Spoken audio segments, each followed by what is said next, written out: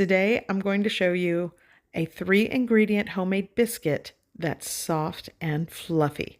And one of the 3 ingredients is soda. I'm using the Korean soda called Chilsung cider. I hope I said that right, but you can use 7-Up or Sprite. This is going to be good.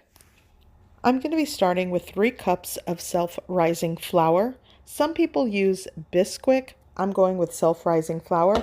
I'm also going to be using 6 fluid ounces or 3/4 of a cup of this soda. Like I said, you can sub it with Sprite or 7-Up. This is what I had today. And I will also be adding 3/4 of a cup of sour cream. And just these 3 ingredients are going to make fluffy, pillowy, soft biscuits. So I'm going to start adding all of the ingredients in. And I'm going to eyeball some of this soda, but like I stated, it's 3/4 of a cup, and that definitely works. I'm using a dough cutter to sort of work in the sour cream, and then I'm going to pour in the soda.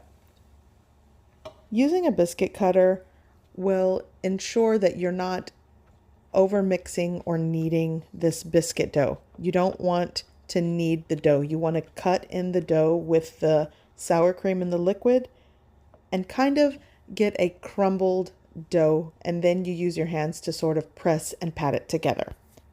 By the way, for those of you that are new, welcome to my channel, Simply Mama Cooks. I'm Angelica. Please be sure to click the bell notification and, subscribe to get my latest videos. So I'm just going to continue mixing this, and when it's all mixed and combined, I'm going to add a sill pat to my work surface here. This will help things stay together and not stick to my countertops. You'll also want to sprinkle a little bit of your flour onto the work surface and turn the dough out onto the counter. And you see how it's kind of still crumbly? That's okay. Just scrape what you can out of the bowl. And now I'm just going to pat and press this together. And once I get it into a disc, I'm going to fold it over, much like a book, and I'll do that 2 to 3 times. This will ensure that you're not over mixing or kneading the dough. So now I'm going to press it and pat it into a disc, and I'm going to make 4 to 5 larger biscuits. You can definitely get 6 medium biscuits or 8 small, but I'm using these for breakfast sandwiches today, so I'm going for large biscuits. I'm using an 8-inch cast iron skillet that I've used 2 tablespoons of softened unsalted butter, and this is where the biscuits are going to go. So I've probably pressed this to a thickness of maybe an inch, and I'm going to use my biscuit cutter. First, you'll want to dunk that into all-purpose flour so it doesn't stick when you go to cut it. And I'm just going to press and lift up. If you twist the biscuit cutter, it will prevent the dough from rising and kind of puffing up. So I learned that a couple of years ago in one of my other biscuit recipes, thanks to one of my commenters. So yeah, you press down, you lift it up, and that helps to puff it up. And for the remaining dough, I'm just sort of going to press it and squish it together to make a biscuit round. Into the pan it goes, right in the center. And I'm going to be baking this in a preheated oven at 450 degrees Fahrenheit for about 12 to 15 minutes. My biscuits are done, and they have a light golden brown color on top, and they've puffed up, so it's time to remove it from the oven.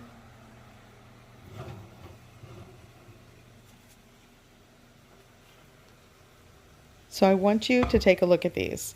Of course, they're not perfectly round, but they are so pillowy soft in the center, and they did rise wonderfully. I'm going to break one away from the biscuits. I actually want to use the larger ones for my sandwiches, so I'll go for the one in the center.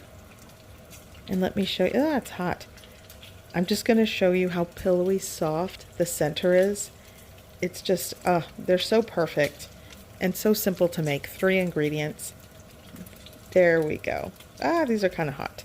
As you can hear, there's sizzling in the background. I am going to be making bacon, egg, and cheese biscuit breakfast sandwiches. So my bacon's almost done. Here, I'm just going to scramble 5 eggs. That should be enough for about 3 breakfast sandwiches. And I'm just going to cook these in a pan preheated with melted butter. I also like to use pan sausage instead of bacon, but today I just felt like making the McDonald's version of biscuits with egg, cheese, and bacon. So these are done, and I'm just going to start assembling the breakfast sandwiches. I'm going to carefully open this up. It's still hot. I'm going to add my sliced cheese and my egg.